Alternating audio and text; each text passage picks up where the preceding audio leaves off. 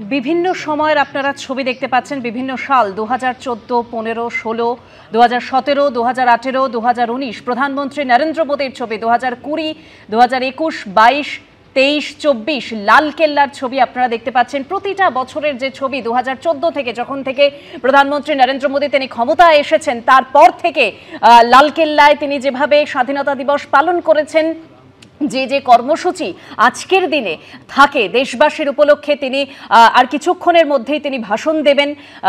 এবং রাজঘাটের ছবি আপনাদের সামনে কিছুক্ষণ আগে রাখলাম, তিনি সেখানে মহাত্মা গান্ধীর সমাধিস্থলে শ্রদ্ধা জ্ঞাপন করলেন। 2014 থেকে 2024 লালকেল্লার ছবি আপনাদের সামনে রেখেছি। আজ ৭৯তম স্বাধীনতা দিবস পালন করছে ভারতবাসী। लहू से भी लिखे जाते रहे हैं। आइए इस इतिहास के कुछ पन्ने पलटते हैं, स्वतंत्रता की समर भूमि के शूरवीरों के बलिदानों से प्रेरणा लेते हैं। बात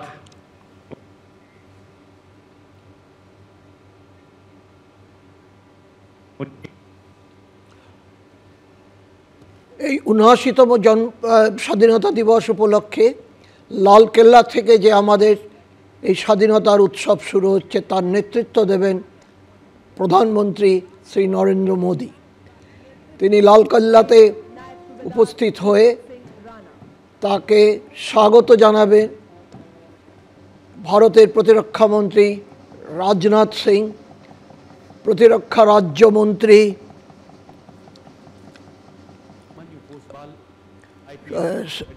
সঞ্জয় শেঠ এবং প্রতিরক্ষা সচিব শ্রী রাকেশ কুমার সিং। আমরা তার সেই মুহূর্তের অপেক্ষায় আছি। ইতিমধ্যে তাকে গার্ড অব অনার দেওয়ার জন্য সংযুক্ত বাহিনীর সৈনিকরা তাদের পূর্ব নির্ধারিত জায়গাতে প্যারেড করে যাচ্ছেন। সেখানে স্থল, নৌ এবং বিমান বাহিনীর এবং দিল্লি পুলিশের দল উপস্থিত হচ্ছেন। और हमारे यहाँ ये मान्यता है कि पूजा में अर्पित किए जाने वाला फूल स्वस्थ होना चाहिए। ऐसे एक और सरफरोश थे, जी हाँ, वही बसंती चोला वाले सरदार भगत सिंह। कहते हैं जब उनके हम उम्र बच्चे 12 साल की उम्र में गलियों में खिलौनों से खेल रहे थे, वो मासूम अपने खेतों में पिस्तौलें बो रहा था ताकि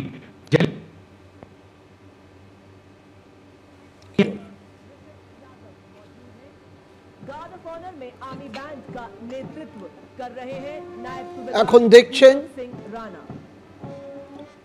সংযুক্ত সশস্ত্র বাহিনীর জওয়ানরা প্যারেড করে তাদের নির্ধারিত জায়গায় তারা উপস্থিত হচ্ছে। তাদের সাথে তাদের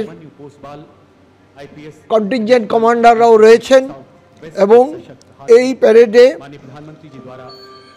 প্রায় ১২৮ জন সৈনিক অংশগ্রহণ করছে এবং প্রত্যেক, যেমন আমি বললাম, যে স্থল, নৌ এবং বিমান বাহিনী এবং দিল্লি পুলিশের এদের প্রায় এক একটি অংশে ৩২ জন করে আছে। এইবারের সম্পূর্ণ উদযাপনের দায়িত্ব আছে দেওয়া হয়েছে ভারতীয় বিমান বাহিনীকে। नेशनल फ्लैग गार्ड में सेना की टुकड़ी का नेतृत्व मेजर प्रकाश सिंह के हाथों में है। नौसेना की टुकड़ी की कमान संभाल रहे हैं लेफ्टिनेंट कमांडर मोहम्मद परवेज और वायुसेना की टुकड़ी की कमान स्क्वाड्रन लीडर वीवी शरवण संभाल रहे हैं। दिल्ली पुलिस की टुकड़ी का नेतृत्व एडिशनल डीसीपी अभिमन्यु पोसवाल कर रहे हैं। राष्ट्रीय ध्वज को नेशनल फ्लैग गार्ड सलामी देगा।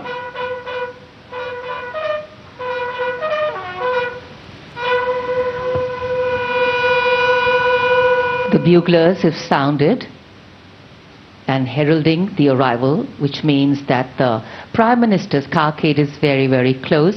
They of course have a vantage view and a point there at the highest level, as we said, under those minar-topped arches. So very soon the Prime Minister will be arriving here. Anticipation writ large. In fact, color, culture, creativity and the complete sense of oneness, yet understanding how different we are, unites us, keeps us together, and keeps us engaged with each other. This is a country that is unique, a kaleidoscope of color, a kaleidoscope of cultures. And it is with pride that a nation brings up its young ones. প্রধানমন্ত্রী আগমন বার্তা সেনাবাহিনীর বিগলে বাজিয়ে তার মাধ্যমে জানানো হলো উনি যে কোনো সময় পৌঁছবেন। লালকেল্লার সবচেয়ে উঁচু প্রাকার থেকে সেই বিগল বাজানো হচ্ছে।